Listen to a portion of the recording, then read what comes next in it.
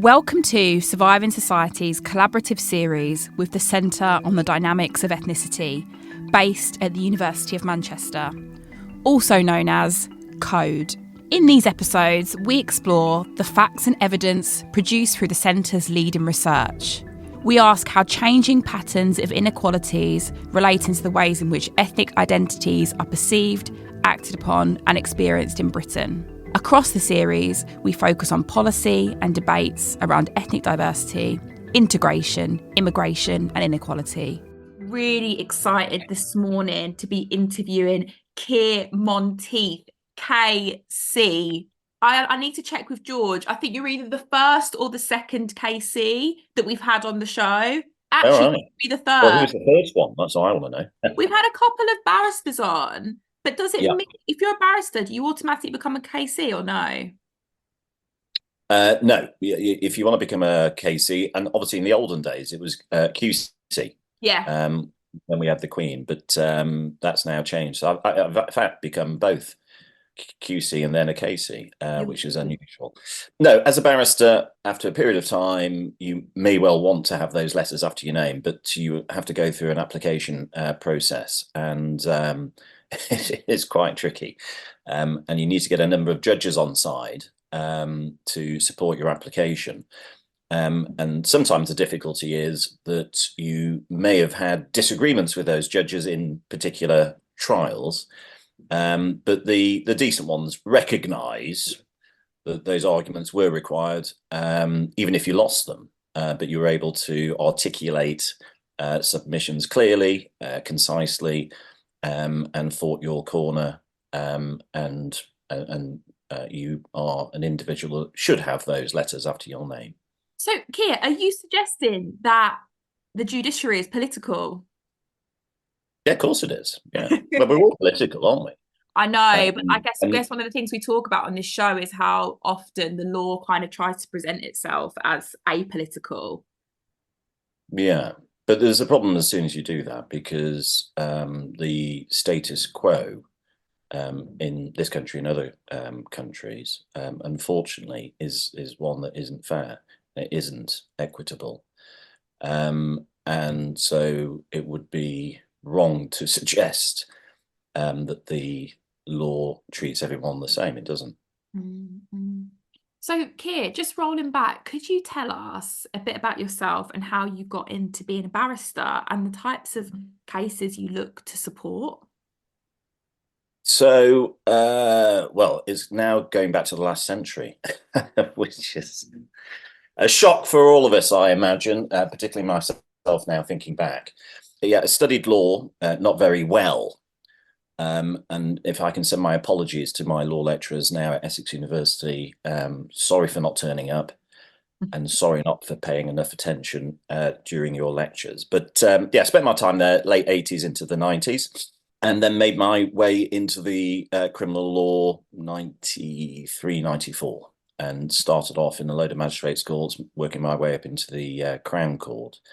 And for a period of time, I was with a group of barristers in Brixton, and we set up a chambers there, Acre Lane Neighbourhood Chambers, and had a brilliant time in the community, representing individuals there and fighting the good fight. That eventually ended early 2000, and I joined Garden Court Chambers, and I've been there ever since, and eventually becoming a part-time recorder. So that's another way of saying Crown Court judge. I don't know why we have all these phrases, but that's my description. And so I've been a Crown Court judge for now maybe 5 or 6 years. And around the same time, I was successful in my application to become a QC, as we said, now a KC, King's Counsel. So dealing with very serious cases, maybe on a frequent basis, allegations of murder, but of serious violence, large amounts of drugs, firearms, that type of thing.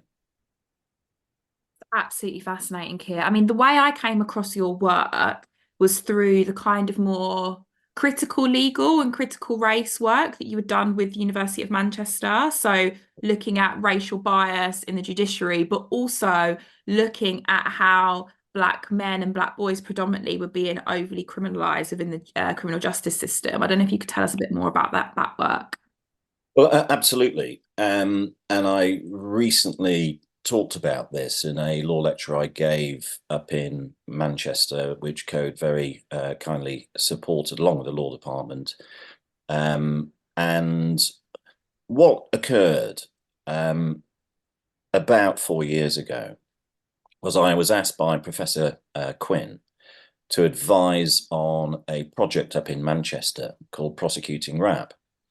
And she'd come across a local case.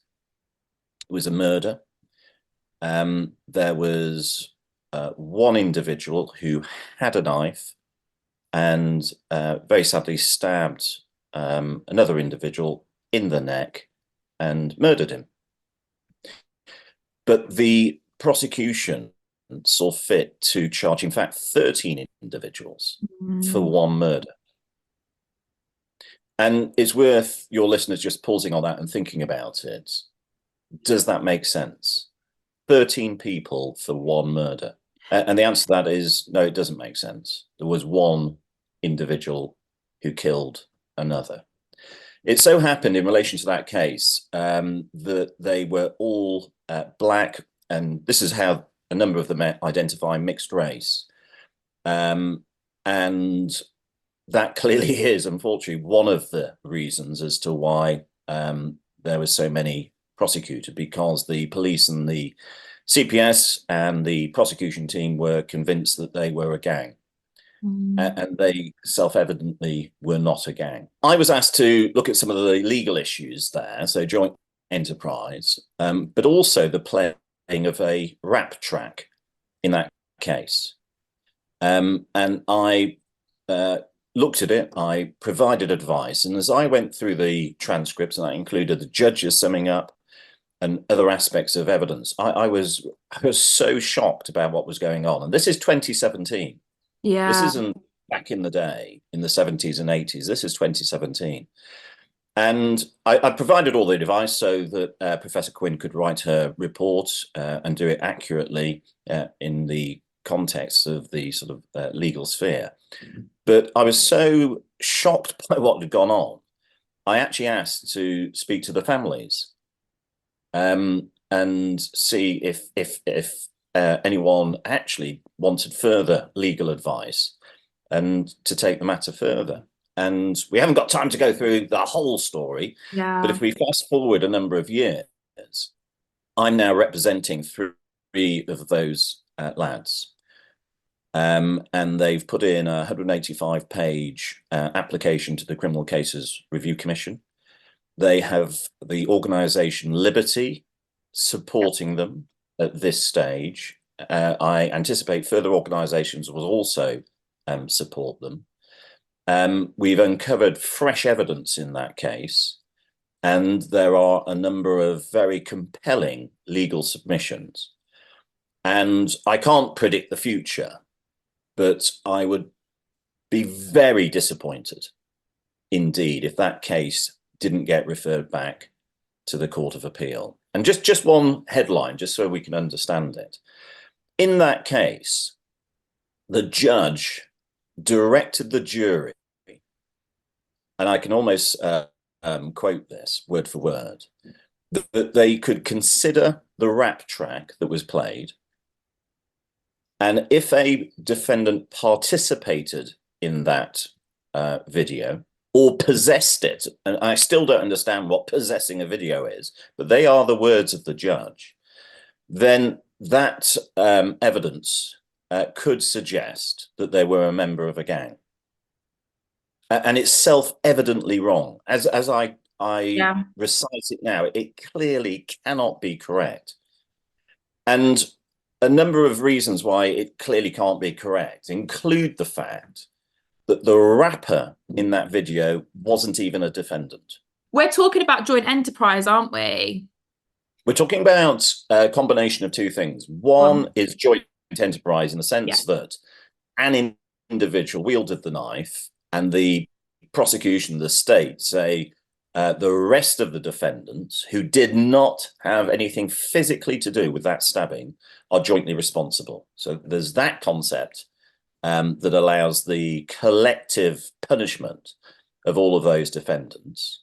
And then in addition to that, we have this evidence that goes in, which is rap music, a video, and the prosecution saying, with the judge's blessing, that you can look at that rap video, you can consider the fact that someone might possess it. So one of my clients had a still from it on his phone, and assuming that was evidence of possession. You can look at that evidence and you can come to the conclusion that that particular individual is in a gang. So it's a sort of a double header of unfairness in relation to these defendants. And what we've found over time is it only happens to black lads. That's it, only black lads. And again, that should be a red flag. It should be an alarm bell across the whole criminal legal system to say something horrendous is going on. And the answer to that, it seems to me, is very simple. It's racism. Here, I'm going to be really real with you. Like, when we talk about these cases on this show, it makes my heart drop, because I know of so many people that are connected either indirectly or directly to some of the children and young people that are currently in prison, on remand, on trial for the sorts of cases that you're talking about now. And it feels like two things. Sometimes I'm like, do people understand what is happening in the courtroom? Like, do people actually understand how inequitable, how racist this is? But then the other part of me is like, no, people probably do know what's happening and they're okay with it. And as a public or as a civil society, we're signing it off. And I know that's quite like two kind of binary ways of looking at it, but I do just feel like so exacerbated when I hear about like amazing people like yourselves that are like fighting the good fight, as you say, but like how few people really know about what's happening or whether they care. No, I think people care. I think people really Yeah. do care, right? And people listening to this will care, and they'll be shocked. They will be upset. Yeah. A number of people will try and right the wrong. If you go back to this, although the legal system failed these defendants, society didn't, did they? No. Professor King saw this. Other people saw That's this, actually. such a good point, Keir. That's such a good point. Yeah, that's important. And every time I talk about this, in any room, in any location, friends, colleagues, down the pub, people are shocked and they're upset and they want to do something. And in terms of the application to the Criminal Cases Review Commission, if we had a lot longer, I could give you a whole long list of people who've contributed to that, other academics who became aware and then wanted to be involved. So Alexander Cox, for example, really supported our application. She uncovered further evidence. And I wish I could talk about it on here. I'm so tempted to do that because it beggars belief that this evidence didn't go before the jury. I mean, it really is outrageous. So why doesn't it? Why do the cases end up like this? Is it a lack of support for the defendants? Is it things not going, like, how does that actually happen? I'm not sure. Yeah. If I could answer that and solve that problem, then well, things would be an awful lot better, wouldn't they? It's when I entered the legal profession, there were lots of miscarriages of justice, and someone like you would be asking that question: how on earth was this evidence missed? And here we are, 30 years on, same sort of question. The point, I hope, is, from a positive point of view, we found it, we've got it. It's before the Criminal Cases Review Commission. We hope very soon they will be able to complete their review. And when that happens, and if it does go back to the Court of Appeal, I hope that not only are the convictions quashed, the Court of Appeal just pauses for a minute and asks itself the question, I guess, that you've asked me. Well, how did this occur? Because it shouldn't have done. And it's blighted the defendants' lives, the families' lives, and the community's lives. the ripples extend way beyond the courtroom, and we need to do something about it.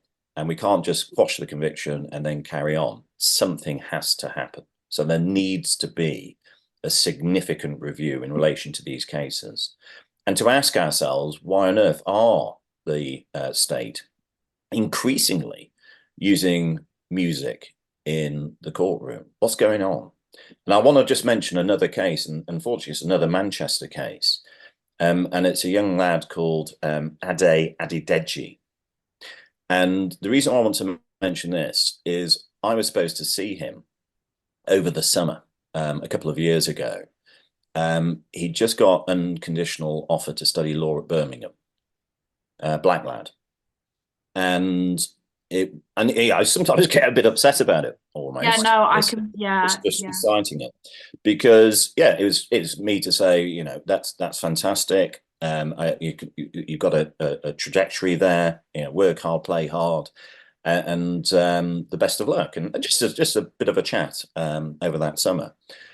However, he was in a very serious case in Manchester Crown Court, allegation of conspiracy to murder, and an allegation of conspiracy to commit grievous bodily harm.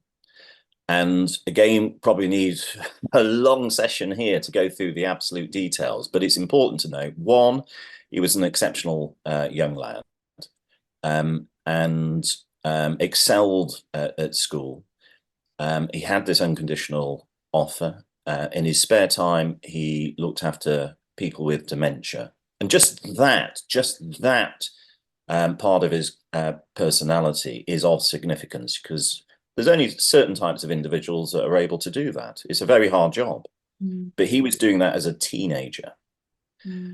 Age 16, he had gone down to the Houses of Parliament and addressed the Houses of Parliament about discrimination. He was promoting a book that he was drafting with another friend of his about discrimination, but promoting the positive profiles of young black people in Manchester.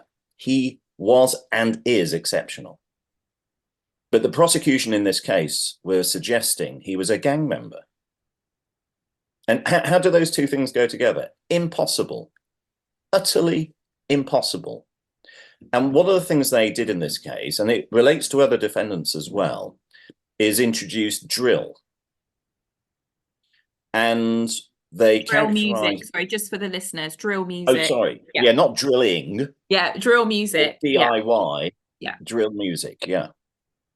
And they effectively said that those associated with drill were gang members. And I just want to just quote what the prosecution said at the end of their case. There's a lot more to be said about it, but just this quote.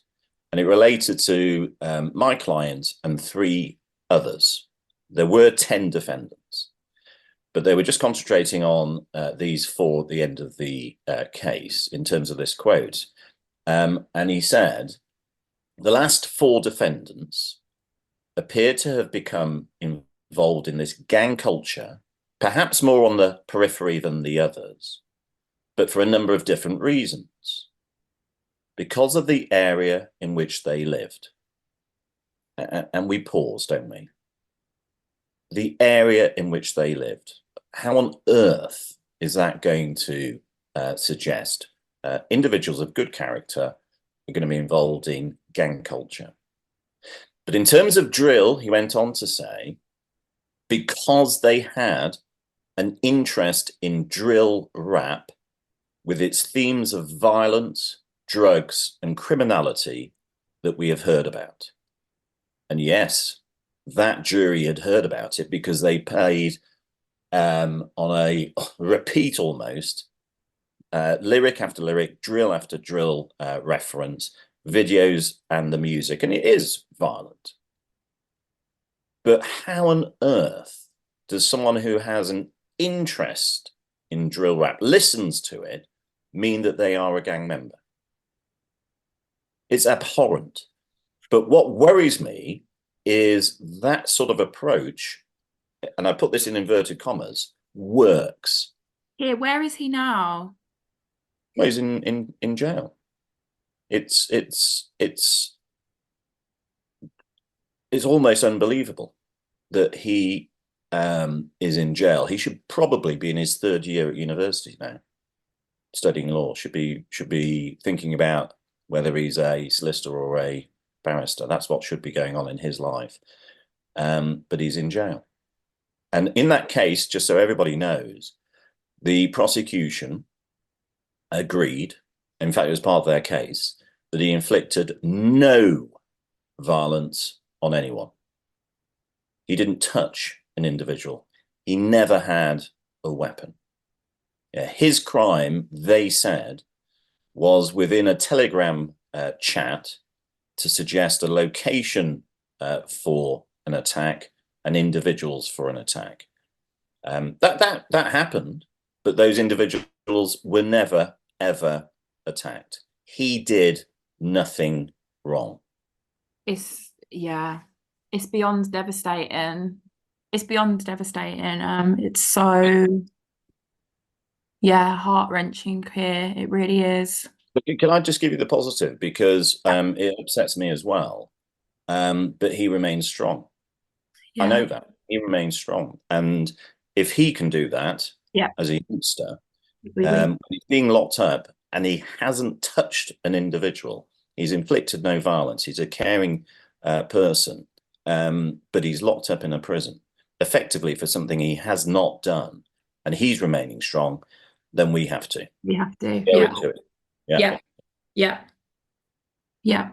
And can I say the others? I mean, I'm representing him, but there are other people who are involved in the appeal, representing other defendants, and I'm sure if they were here, they would be telling you from their perspective a whole load of reasons as to why their clients shouldn't have been locked up either.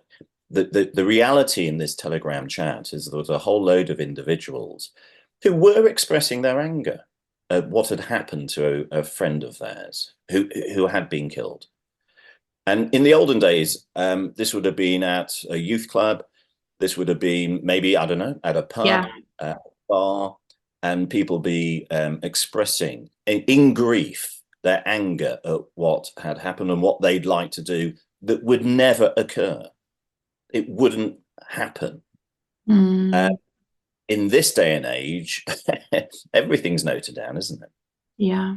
And then in the confines of a courtroom, it's presented in a particular way. It sounds 10 times worse than it is. You chuck in a load of drill. You then call them a gang. You look over, and I'm looking over at the moment as if that was in a courtroom at a group of black lads. And suddenly all of that stereotyping, racial myths, institutional racism kicks in, and the jury will see a gang rather than a collection of individuals of their own positive attributes. For him, Ade going off to study law, other individuals going about their lives, they don't see that. They just see a gang, and they all get convicted. Going back to that first case, 1 murder, 11 defendants convicted, 1 murder, 168 years for those defendants.